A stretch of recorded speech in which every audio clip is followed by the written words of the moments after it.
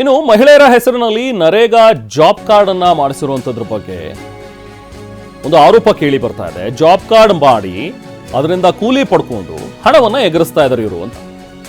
ಇದು ಯಾದಗಿರಿ ಮಲಹಾರ ಗ್ರಾಮದಲ್ಲಿ ಆಗಿರುವಂತಹ ಗೋಲ್ಮಾಲ್ ಪ್ರಕರಣ. ಹಣ ಎಗರಿಸೋದಕ್ಕೆ ಸೀರೆ ಕೂಡ ಉಟ್ಕೊಂಡು ಹೋಗ್ತಾರಂತೆ ಈ ಪುರುಷರು, ಹೆಂಗಸರ ರೀತಿಯಲ್ಲಿ ಸೋಗ್ ಹಾಕೊಂಡು ಹೋಗೋದು. ಭ್ರಷ್ಟ ಅಧಿಕಾರಿಗಳಿಂದಲೇ ಖದೀಮರಿಗೆ ನೆರವು ಸಿಗ್ತಾ ಇತ್ತು ಅನ್ನುವಂಥದ್ರ ಬಗ್ಗೆನೂ ಕೂಡ ಗ್ರಾಮಸ್ಥರು ಆರೋಪ ಮಾಡ್ತಾರೆ. ಪೋಷಕರಿಗೆ ಈ ಪುರುಷರಿಗೆ ಸೀರೆ ಉಡಿಸಿ ಫೋಟೋ ತೆಗೆಯೋದು,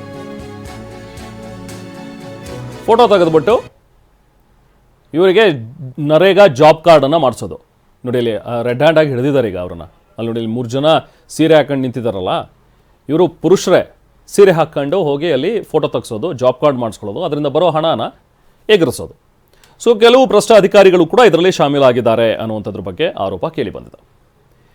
ಹೆಚ್ಚಿನ ಮಾಹಿತಿ ನಾವು ಪ್ರತಿನಿಧಿ ಅಮೀನ್ ನೀಡ್ತಾರೆ. ಅಮೀನ್, ಸುಮಾರು ಯಾವಾಗಲಿಂದ ಈ ಥರದ್ದು ಒಂದಷ್ಟು ಕೆಲಸಗಳನ್ನು ಇವರು ಗೋಲ್ಮಾಲ್ ಮಾಡೋ ಕೆಲಸಗಳನ್ನು ಮಾಡ್ತಾ ಇದ್ರು? ಇವರಿಗೆ ಅಫ್ಕೋರ್ಸ್ ಅಧಿಕಾರಿಗಳು ಯಾರಾದರೂ ಶಾಮೀಲಾಗಿಲ್ಲ ಅಂತ ಹೇಳಿದ್ರೆ ಇಷ್ಟು ಈಸಿಯಾಗಿ ಮಾಡೋದಕ್ಕೆ ಸಾಧ್ಯ ಇಲ್ಲ ಅನ್ಸುತ್ತೆ. ಕಂಪ್ಲೇಂಟ್ ಆಗಿದೆಯಾ, ಅರೆಸ್ಟ್ ಆಗಿದಾರಾ, ಏನ್ ಮಾಹಿತಿ ಇದೆ? ರೆಹಮಾನ್, ಯಾದಗಿರಿ ತಾಲೂಕಿನ ಮಲಹಾರ ಗ್ರಾಮ ಪಂಚಾಯತ್ ವ್ಯಾಪ್ತಿಯಲ್ಲಿ ಈ ಒಂದು ಘಟನೆ ನಡೆದಿರೋದು. ಕಳೆದ 2 ತಿಂಗಳಿಂದ ಅಂದ್ರೆ ಫೆಬ್ರವರಿ ತಿಂಗಳಲ್ಲಿ ಈ ಒಂದು ಘಟನೆ ನಡೆದಿರೋದು ತಡವಾಗಿ ಬೆಳಕಿಗೆ ಬಂದಿರೋದು. ಇದು ನೇರವಾಗಿ ಏನಾದ್ರೆ ನರೇಗಾ ಯೋಜನೆಯಲ್ಲಿ ಪ್ರತಿ ಗ್ರಾಮ ಪಂಚಾಯತ್ ವ್ಯಾಪ್ತಿಯಲ್ಲಿ ಪ್ರತಿಯೊಂದು ಹಳ್ಳಿಯ ಜನರಿಗೆ ಅಂದ್ರೆ ಬೇಸಿಗೆ ಸಂದರ್ಭದಲ್ಲಿ ಬೇರೆ ಊರುಗಳಿಗೆ ಗುಳೆ ಹೋಗಬಾರದು ಅನ್ನೋ ಕಾರಣಕ್ಕೆ ನರೇಗಾ ಯೋಜನೆಯಲ್ಲಿ ಕೂಲಿ ಕೆಲಸವನ್ನು ಕೊಡಲಾಗುತ್ತೆ. ಆದ್ರೆ ಇಲ್ಲಿ ನೇರವಾಗಿ ಹಣವನ್ನು ಲಪ್ತಾಯಿಸುವ ಒಂದು ಉದ್ದೇಶದಿಂದ ಗ್ರಾಮ ಪಂಚಾಯತ್ ಅಧಿಕಾರಿಗಳು ಮತ್ತು ಆ ಒಂದು ನರೇಗಾ ಯೋಜನೆಯ ಸೂಪರ್ವೈಸರ್ ಇರ್ತಾರೆ, ಆ ಸೂಪರ್ವೈಸರ್ ಸೇರ್ಕೊಂಡು ಇವನು ಹಣ ಹೊಡೆಯೋಕೆ ಈ ರೀತಿ ಪ್ಲಾನ್ ಮಾಡ್ಕೊಂಡಿದ್ರು.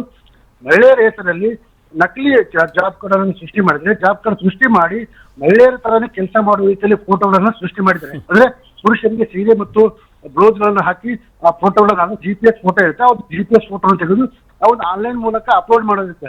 ಆನ್ಲೈನ್ ಮೂಲಕ ಅಪ್ಲೋಡ್ ಮಾಡಿದ ನಂತರ ಅವರಿಗೆ ಹಣವನ್ನು ಜಮಾ ಆಗುತ್ತೆ, ಅವ್ರ ಖಾತೆಗಳಿಗೆ ಜಮಾ ಆಗುತ್ತೆ.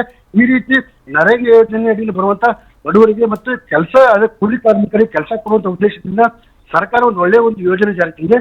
ಆದ್ರೆ ಈ ಒಂದು ಯೋಜನೆ ಸಂಪೂರ್ಣವಾಗಿ ಯಾದಗಿರಿ ಜಿಲ್ಲೆಯಲ್ಲಿ ವಿಫಲ ಆಗ್ತಿದೆ ಅಂತ ಹೇಳ್ಬೋದು. ಇದೇ ಅಧಿಕಾರಿಗಳು ಮತ್ತು ಅಲ್ಲಿ ಸ್ಥಳೀಯವಾಗಿರುವಂತಹ ಗ್ರಾಮ ಪಂಚಾಯತಿಯ ಜನಪ್ರತಿನಿಧಿಗಳು ಶಾಮೀಲಾಗಿ ಹಣ ಹೊಡೆಯುವಂತ ಕೆಲಸ ಕೂಡ ಮಾಡ್ತಾರೆ. ಜೊತೆಗೆ ಈ ಸಂಬಂಧಪಟ್ಟಂಗೆ ತಾಲೂಕ್ ಪಂಚಾಯತ್ ಸಿಇಒ ಆಗಿರ್ಬೋದು ಮತ್ತು ಜಿಲ್ಲಾ ಪಂಚಾಯತ್ ಸಿಇಒ ಅವರಿಗೆ ಗಮನಕ್ಕೆ ಬಂದ ನಂತರ ಇವನು ಪ್ರಕರಣ ಬೆಳಕಿಗೆ ಬಂದಿದೆ. ಸದ್ಯ ಈ ಸಂಬಂಧಪಟ್ಟಂಗೆ ಜಿಲ್ಲಾ ಪಂಚಾಯತ್ ಸಿಇಒ ಅವರು ತನಿಖೆ ಕೂಡ ನಡೆಸಿದರೆ ತಪ್ಪಿತರ ವಿರುದ್ಧ ಕ್ರಮ ಕೂಡ ಆಗುವಂತ ಭರವಸೆ ಕೂಡ ಅಧಿಕಾರಿಗಳು ನೀಡಿದ್ದಾರೆ. Okay, thank you Amin.